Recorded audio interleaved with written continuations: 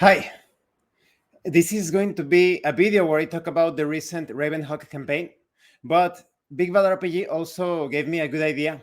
He said that I should do a video talking about reactive combat. I did a video about this a few months back or several months back, but I think this needs an update, definitely. And I think the concept itself is richer than previously imagined.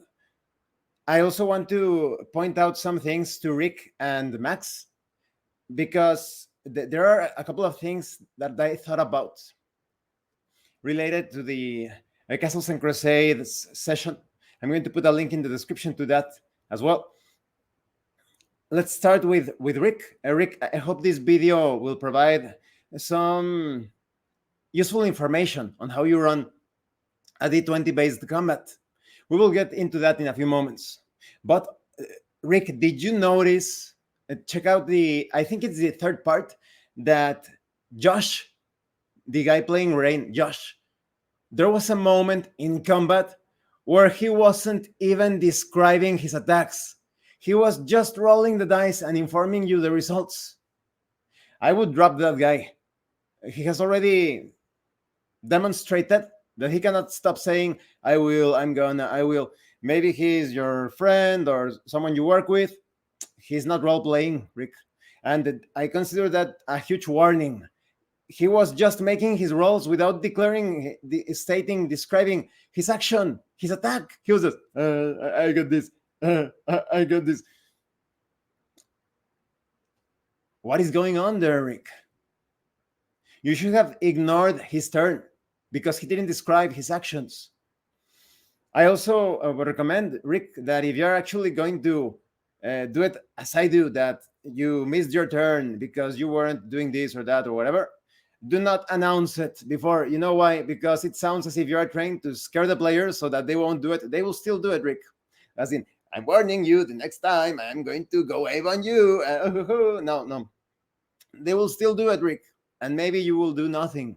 So don't try to I'm warning you. No, do it. Don't even tell them. Just do it when it happens. Now, when it comes to Max, I was thinking about your response yesterday in the comments. I watched your roleplay again. You need to change your definition of what roleplay is. You said that roleplaying for you is being in the mindset of your character, right? That can also be applied to acting, and acting, movies, theater is very different from role-playing in tabletop role-playing games. Maybe you missed that stream when I talked to Rick in his channel. An actor doesn't describe his actions. He picks up the suitcase and delivers it to the other actor portraying Joe. He doesn't say, I pick up the suitcase and move towards Joe in order to deliver the suitcase or something. You see, it's very different when it comes to theater, movies. It is very different. The actors are not describing their actions. They are taking actions. But because this is a tabletop RPG hobby, you are at the tabletop. You describe your actions. You don't physically stand up and walk and do this and that, or you don't point your gun. Or if you want to add flourishes, you can be expressive, but you are describing your actions. If you get into the mindset that, Rick, I think this is important for the lexicon of the RPG Crusade website. Role-playing in a tabletop role-playing game is playing a role by describing your actions and reactions within a fictional environment. Max, as long as you get that definition instead of the other one, you will eliminate your questions to the game master, because no matter how you want to frame it, you said it was your declaration of intent, a statement or a declaration, never uses can I. The moment you say can I, that is a question. And who can answer that question? The game master. Therefore, it is a question to the game master. Instead of saying can I, say, I look at the distance between the two balconies to see if I can jump across them to see if I can attempt that. Do not say can I. That's a question in any way that you want to look at it. The moment you say can I, it is a question, and who is going to answer the question? The game master. It is effectively out of character. The character will never say can I, because there is no one there. State your action. Handle it via description. Another thing, when you said that your character was panicking, do not do 10 actions. Do not rather describe your panicked state. It is very different if you say, I backpedal in a panic as I fumble for my sword. Perfect. That's all you need to know when it comes to panicking. You are playing a tabletop role-playing game. If you say, and then I pull out the sword, and then I light up the torch, and then I open the. You're not telling a story about your character. You don't even know if the first action that you took is going to have some sort of reaction within the game world. Again, watch this session, and you will see that Rick wanted to say something when you were describing all of those actions. Respect the time of the session for the other players. Even if you want to portray a panicked state, don't take so many actions without even knowing what is happening after the first action resolves if you are role-playing that panic. So definitely, you can do whatever you like when you play a tabletop role-playing game, but if you want actual role-play, take those things into consideration. Now, let's talk about reactive combat. Another point, Max, when it comes to role-playing, you need to live in the world. You need to live the experience. If you're just thinking about getting into your character's mindset instead of interacting with the game world through description, perhaps that's what got you out of character during the swingy D20, because you rolled a 3. You kept on missing. If you're actually in the game world, you are not looking at the numbers. You are looking at this vivid scene where the enemy is dodging, blocking, attacking, countering. So those missed results of the die, if you were actually in the game world, you would have interpreted that as the enemy being so skillful, or perhaps you said that your character was not used to combat in the session. That's part of your character's personal background. Maybe your character got a bit too nervous, too careless, whatever, and the D20 is going to reflect that. It's going to express that, and you won't hate the D20 so much. That's part of the fun in the roleplay aspect of the D20. Those swingy results represent the organic, chaotic nature of battle. Even if you have huge bonuses, there is that element of randomness, of the organic. In real life, there have been many legendary fighters that died to less skilled opponents because they got a good roll, a lucky roll. Okay. I'm never sure on where to look at this camera because this is actually a laptop that I borrowed from a relative. I hope I am looking in the right direction. Okay. And I'm also going, just like an advanced apology in case it happens, I am using StreamYard because I am waiting for a package and there isn't anyone to receive it. So I will have to pause the video, and you can only do that. Well, in my case, I can only do that with StreamYard. Reactive combat. How to roleplay reactive combat. You can see that even if you are rolling a D20, based on your description, you can get some positive, or perhaps if you are unlucky or you are terrible in your description, some penalties to your roll. Take a look at my actual play, the Ravenhawk campaign. And this is just, I already said what I have to say to Max, but if he wants to stick around to see how D20 combat actually proceeds, I would highly recommend that you watch that part of the session, part 7 of the Ravenhawk campaign. The link will be in the description. Maybe you have seen very awful, terrible actual plays, Max, like the one that you played with Rick. It is not that awful. I'm just joking. It is a bit awful, but not as much as the other actual plays with no role play. Those are abysmal, the fake role players. But yes, in the case of the Castles and Crusades session, there were many lackluster things. Okay, in the Ravenhawk session, every time Big Bad RPG Grandma and Eli are describing their actions, I am applying penalties to the armor class of the enemies if their actions make sense, if they are tactical, if they are sound, if they exploit some sort of weakness. Sometimes they even get an advantage in their roll, that is rolling 2d20 and choosing the best result. That's how you can,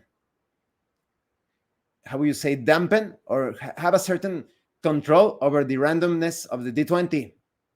You want there to be less randomness in the d20 roll. Then roleplay, describe your attacks. Sometimes, in the case of Max, he just said, I stab him here and here. Or I quickly move to the side and stab upwards under the armpit of the enemy. Something like that, right? I duck as low as possible and slash at the legs of my enemy. Sometimes the game master, the dungeon master rather, or the in case of Castles and Crusades, the castle keeper or whatever, he's going to perhaps even give you an automatic success. He could give you bonus damage. He could give you a huge boost to your roll. He could apply penalties to the armor class of the enemy. Many things could happen based on your description. Rick, if you are not doing this, I hope that you are doing it. I hope that you do it. If not, based on the description, give them bonuses to attack, to damage, to... That's the beauty of the D20. You can apply the results of the roleplay to those rolls. A new result affected by the roleplay. Now, I rolled a 10. Well, you described this combat maneuver quite well. It makes sense with the context. Now you're going to get a +5 bonus. Wow. Or now the enemy is going to take a penalty to the armor class. And I always do this when it comes to combat. This is how you actually roleplay in Dungeons and Dragons. Remember, Dungeons and Dragons was born from Blackmoor.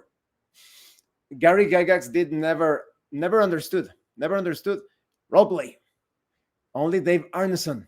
So there is a huge distortion when it comes to the original Dungeons and Dragons idea, if we were to consider Blackmoor as the birth of it all. Now, moving on from that reactive combat, every time the enemies attack the player characters, they can describe the way in which they are about to dodge, block, parry the attack. And that could add penalties or modifiers as necessary. In the case of Eli, he came up with some brilliant a spur of the moment idea when they were getting attacked by these blight creatures that were shooting out their tentacles, their vines against them. Eli decided to cut away, deflect the attacks with his sword, and that actually resulted in bonus attacks. That's when roleplay, the magic of roleplay, it takes place. This is not a board game. This is not a video game. You're not, I attack you, you attack me. And in the case of Josh, just rolling without even describing his attack, just rolling and announcing the result. This is not a video game. This is not a board game. This is a tabletop role-playing game. And roleplay influences the results of battle imperatively so. Rick, I would recommend that you add this tweak that I use of reactive combat. This is not my exclusive tweak. Many tabletop RPG systems have a way to react to attacks. You roll to see if you defend, if you block, etc.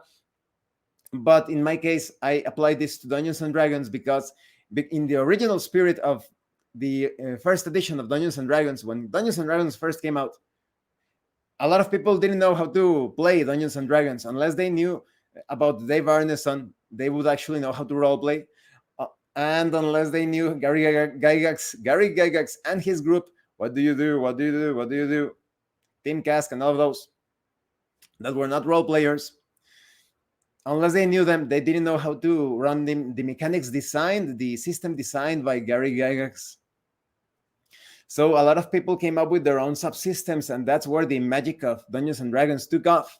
You could play at many different tables, and they all had like their little house rules, their interpretations of the mechanical side of Dungeons and Dragons. And so, Rick, I recommend that when you attack the players, you tell them, the player characters, tell them to describe their their actions, their how they block, they dodge. Because even though you do have like a full parry, full defense, depending on the many editions or clones or pseudo clones of Dungeons and Dragons, you always have like a way of full defense, full parry, almost always. You can still use that, but normally you can also apply this description, this reactive description to fight. So to summarize that, if your character gets attacked, if you want to use reactive combat, describe how your character is dodging, blocking, parrying, and the game master, if appropriate, he will give you apply a penalty to the enemy, perhaps. That's the easiest way to handle things. Or perhaps the damage is reduced because you were rolling to the side and the enemy just managed to nick you a bit with his blade. Now the damage is a bit reduced. Give emphasis, put emphasis on roleplay. That is so missing. This is not about telling a story. This is about living the adventure. Now, I have to say that the battles keep on getting better and better. Just take a look at how RPG Grandma through Mu was wrestling with all of those blights, destroying them, crushing them, and then she rolled a 1 when she was trying to perform a backbreaker move on one of the blights. She rolled a 1 and the blight got loose from her grasp and actually took her down with the other blight, and now they were wrestling, street fighting pretty much. The battles were so exciting, so exciting. And Rick, when it comes to D20 combat or any combat in any tabletop RPG, make sure that it doesn't feel like the enemy is static. There were some good moments in the battle where Max was getting unlucky with his rolls. There was this enemy, and you described how the enemy was biting Spencer's character. That was great. But before that, it felt like it was a statue just standing there, and they were just like trying to see if you score a hit, yoo-hoo, like in the amusement parks or on a fair, when you have this structure, I don't know how you call it in English, but you have a hammer and you try to hammer the small surface at the base of the structure, and the bell goes up, ding, to see this metallic object. It goes up depending on the strength of your blow with the hammer to see if you ring the bell. It felt like the enemy was just standing there and, oh, I missed. Oh, I missed. Oh, I missed. Sometimes you skip the descriptions, like, oh, it bling, bounced off, bling, no. Remember, check out, if you haven't seen it, my Ravenhawk session, when they did those attacks against like the druid that was wielding the Golthias staff. I think it was either the Eldritch Blast or an attack by Jace or by Mu. I don't remember, but they used this attack, and the druid was knocked off the wooden structure and landed on all fours. So the combat felt quite dynamic, always in movement, never static. The enemies were moving, vying for position, charging at the characters. There was so much movement because there was this emphasis on actually roleplay and not laughing out of character at the results, taking everyone out of the experience. Everyone was describing the actions. It painted an awesome, exquisite picture of the battle that was unfolding. I hope this video didn't get too choppy, because when it comes to StreamYard, the videos get a bit choppy when I move my hands too much. I hope it did not. But okay, to sum things up, for awesome D20 combat examples, I would recommend that you check out part 6 and part 7 of my Ravenhawk campaign. The link will be in the description. Rick, I hope this information is useful. In the case of Max, I would, if you're still watching this video, I would highly recommend that you redefine your definition. You redefine roleplay. This is not acting. This is not storytelling. This is not having a conversation. Instead of role-playing, is getting into the mindset. You can get into the mindset of your character, but that doesn't mean you're going to be handling an effective description of your actions. And because you are playing with other people at the table, trying to preserve that immersion, it is vital, it is crucial that you put emphasis on that description. Roleplay in tabletop role-playing games is playing a role by describing your actions and reactions within a fictional environment. Thanks to everyone who has been watching my videos. Thank you for your likes and your comments. If you have any questions or comments, please let me know. And thank you so much to those of you that go the extra mile in supporting the channel.